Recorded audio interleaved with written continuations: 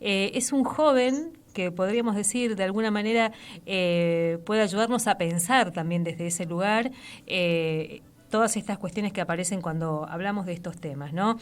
Está en línea Johan San, él es estudiante universitario, pero además es parte de esas experiencias de producción agroecológica, es integrante de la RAOM y está en línea para charlar un ratito. Johan, muy buenas tardes, ¿cómo estás? Miguel Riquelme, Alicia Rivas, te saludamos desde la radio de la universidad. Hola, buenas tardes, ¿cómo andan? Muy Espero que bien. muy bien. Gracias por atendernos. Johan, un poco la idea de ir sumando voces a esta discusión que se viene dando ya desde hace mucho tiempo, pero que en los últimos meses apareció tal vez puesta la mirada en el reclamo de un grupo de productores para que se siga usando glifosato. ¿Cómo lo siguieron ustedes desde la experiencia también de sensibilizar, de discutir estos temas? Bueno, nosotros como miembros de la RAOM ya venimos hace muchos años trabajando por la soberanía alimentaria, que es básicamente el corazón de la agroecología. La agroecología son ese conjunto de prácticas agroproductivas, ¿no? Que van a buscar cómo trabajar en la ruralidad de forma mucho más sustentable, cuidando el medio ambiente, pero también cuidando a las personas. Y el objetivo de todo ello, a través de esas prácticas, es lograr la soberanía alimentaria, que es básicamente tener la capacidad de poder elegir qué producir, cuánto producir y cómo comercializar y consumir esos productos, ¿no? Entonces, desde la agroecología no comienza ahora hace 5 o 6 años, sino que todas las comunidades de campesinos, comunidades nativas, agricultores, agricultoras, vienen trabajando de esa forma desde hace decenas, centenas de años, y es esas prácticas sustentables las que nosotros recuperamos y seguimos trabajando diariamente en los grupos de productores, ¿no? Johan, y los problemas que aparecen habitualmente cuando se plantean estas discusiones. Dicen, no, pero las formas alternativas son menos rentables, son más difíciles, el volumen de producción por hectárea es menor. ¿Qué le respondes a ese tipo de argumentos? Y yo creo que una cuestión importante ahí a pensar, a reflexionar, es lo que tiene que ver con los costos invisibles los costos invisibilizados, es decir, los costos que no se están viendo en esta forma de producir con agrotóxicos. Cuando hablo de costos invisibles, es decir, en nuestro sistema capitalista y productivista se le pone costo solamente a aquello que se puede vender en el mercado, aquello que se puede comprar y vender, ¿no? Pero cuando estamos hablando de costos invisibles, estamos haciendo referencia al valor más que al costo, es decir, al valor que tiene la naturaleza en la cual vivimos, al valor de nuestra salud, al valor del tiempo libre que nosotros podemos tener, también al valor de un trabajo digno, al valor que se establecen en las relaciones personales con otras personas y con la naturaleza. Eso no está monetizado y es por esa falta que se producen estos problemas. Es decir, si vamos a un ejemplo como más concreto, no sé, para producir yerba mate se utilizan tantos litros de agrotóxicos por hectárea para producir yerba mate. Se produce y podríamos decirlo como rentable, entre comillas, porque se produce de esa forma. Pero los costos a la salud, es decir, la cantidad de personas que después podrían llegar a tener o efectivamente tienen después problemas de salud por consumir hierbas con restos de químicos, o los costos a la pérdida de fertilidad en los suelos, a la pérdida de biodiversidad, a la pérdida de materia vegetal, que inclusive muchas de nuestras malezas, que en realidad son buenesas, allí se encuentran un montón de plantas medicinales que nos pueden curar nuestros malestares. Todas esas pérdidas no están siendo visibilizadas por el sistema productivo, capitalista, extractivo, que solamente piensa en vender cosas, ¿no? Uh-huh. Entonces, esa podría ser una respuesta eficaz. Una respuesta, más que respuesta, es una pregunta que nos tenemos que hacer, ¿no? Uh-huh. ¿Qué cantidad de cosas estamos perdiendo por solamente pensar en cuestiones económicas? Johan, uh-huh. Vos sos además hijo de productores. Johan es el hijo de Hugo San, uh-huh. por si alguien no lo sabe. Y que leía, creo, vos lo contabas como un proceso también de ustedes en la chacra, de ir como mudando a esas prácticas más agroecológicas y lo que eso implica también, ¿no? Desde reaprender y desaprender algunas cosas. ¿Cómo fue eso? Uh-huh. Bueno, en la chacra de mi familia, que es una chacra que la venimos heredando desde nuestros tatarabuelos, que uh-huh. comienzan, tatarabuelos inmigrantes de principios del 1910, 1914 se asientan en ese territorio y ya a partir de 1920 en adelante comienzan a cultivar yerba mate. Uh-huh.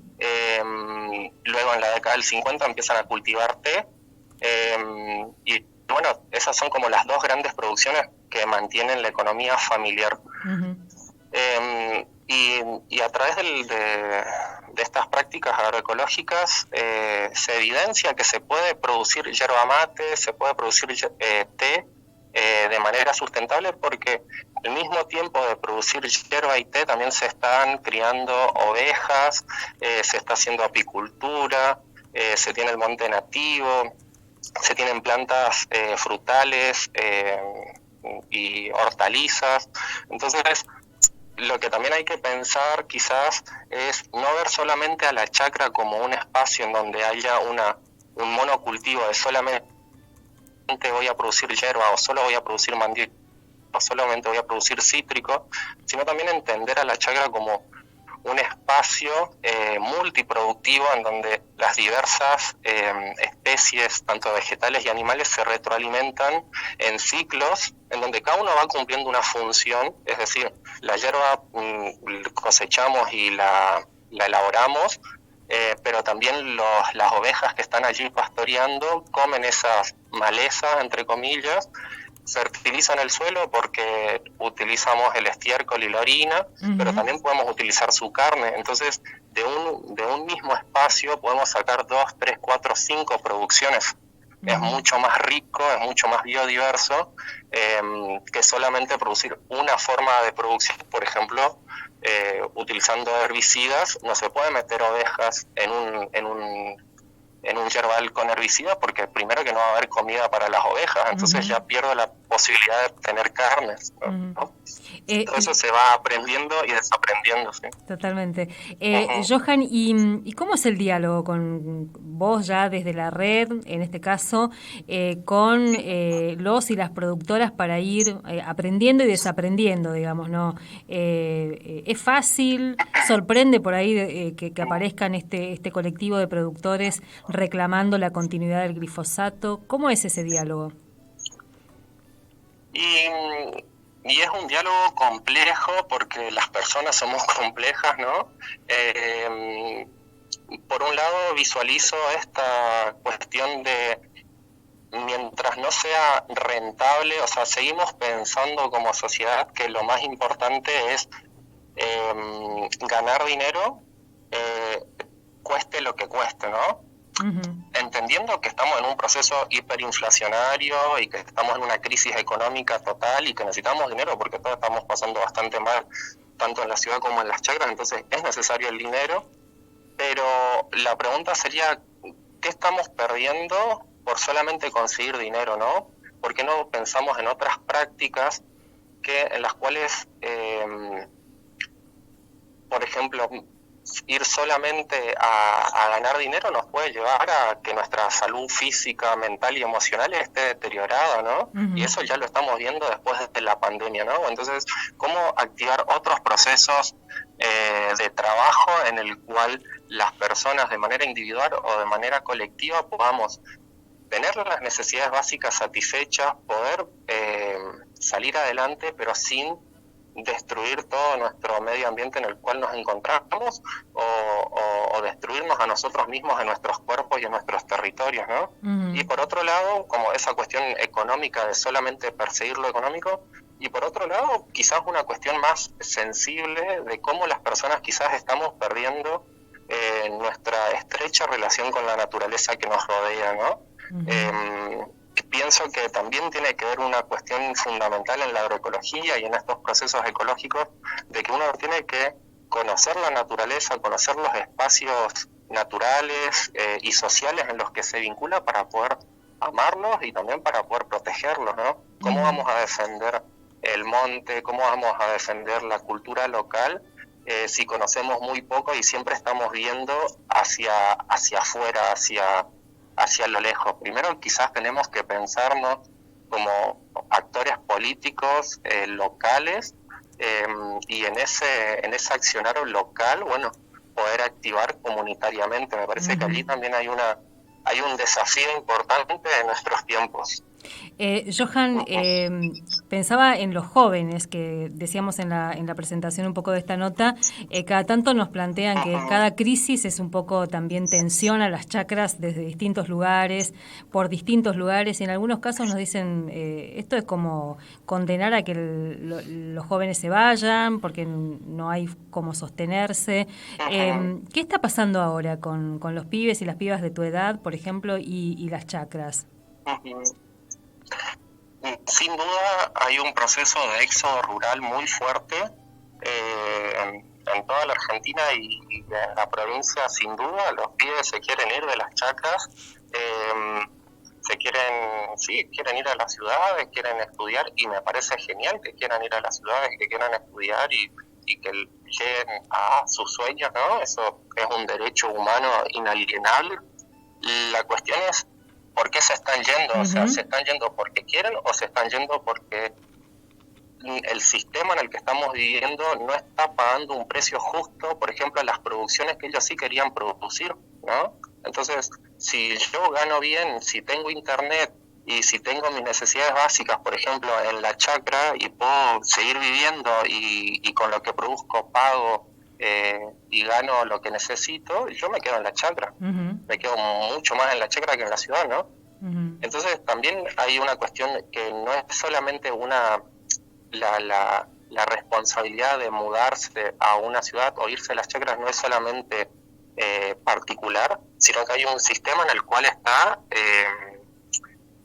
expulsando a los jóvenes para irse a otros lugares. ¿Por qué? Porque el objetivo siempre va a ser quedarse con las tierras, quedarse con el agua, quedarse con el monte, ¿no? Uh-huh. Y aún así, sin embargo, yo identifico que durante la pandemia y lo que fue la pospandemia, muchísima gente de otras provincias, inclusive, bueno, también de las ciudades misioneras, han hecho el camino inverso y han ido a las chacras. Uh-huh. Y ahí parece haber como un cruce interesante a analizar, porque mucha gente que la pasó muy mal en la pandemia en las grandes ciudades, sí, encuentra en la naturaleza otro sentido de vida, o en las zonas rurales podríamos decirlo. Uh-huh. Y sin embargo también en las zonas rurales, después de la pandemia, quieren irse a la ciudad. Uh-huh. Entonces hay un cruce ahí que es necesario investigar y dar respuestas, sin duda. Johan, bueno, queremos agradecerte este tiempo aquí en la radio de la universidad. Está bueno ir sumando también las voces de los más jóvenes que están ahí aportando y apostando, en este caso, a la agroecología. Así que mil gracias. No, gracias a ustedes y gracias por el espacio también. Les mando un abrazo grande. Un abrazo, hasta luego.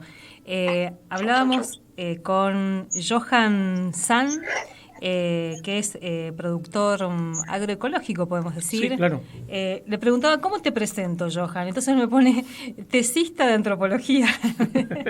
Estaba justo terminando su... Era un diálogo entre tesistas. Sí, mirá, sí. Pero no de antropología, debo ser. Y qué interesante también esto, ¿no? Como jóvenes, entre el listado de cosas que planteaba para quedarse en la chacra, sí. Casi primero Internet. Bueno, hoy ¿qué haces sin Internet? Sí, ¿no? Totalmente. Para pensar esto también, la planificación de la sostenibilidad de las vidas, en este caso en las chacras. Uno puede pensar, cuando empezamos a escuchar los reclamos, las rutas, por ejemplo, también, que es lo que te plantean, el estado de los caminos para poder salir con las producciones. Vos sabés que hay lugares en la provincia donde incluso los camiones más grandes, con motores más potentes, se quedan. Sí. Porque, bueno, Misiones es una provincia que tiene mucha serranía, especialmente en la zona central, y si no hay un cuidado permanente de esos caminos, el agua misma se encarga de destruirlos en poco tiempo, ¿no? Y hay que tener como vehículos muy adaptados para poder entrar y salir. Y después este diálogo intergeneracional también que se va dando entre los más jóvenes, que por ahí vienen de estas experiencias agroecológicas, con los productores un poco más grandes, que además son bastante más conservadores porque pasaron por situaciones muy difíciles, ¿no? Sí, es verdad. Entonces ese diálogo que se da y la experiencia de la familia San es muy interesante en ese sentido también, rescatar cómo ha sido ese proceso de aprender y de contar también, ¿no? Porque a don Hugo San lo hemos escuchado una cantidad de veces hablar de manera bastante clara también de lo que significa cuidar el agua, cuidar el suelo, cuidar el monte. Así que bueno, ahí conversábamos con Johan San.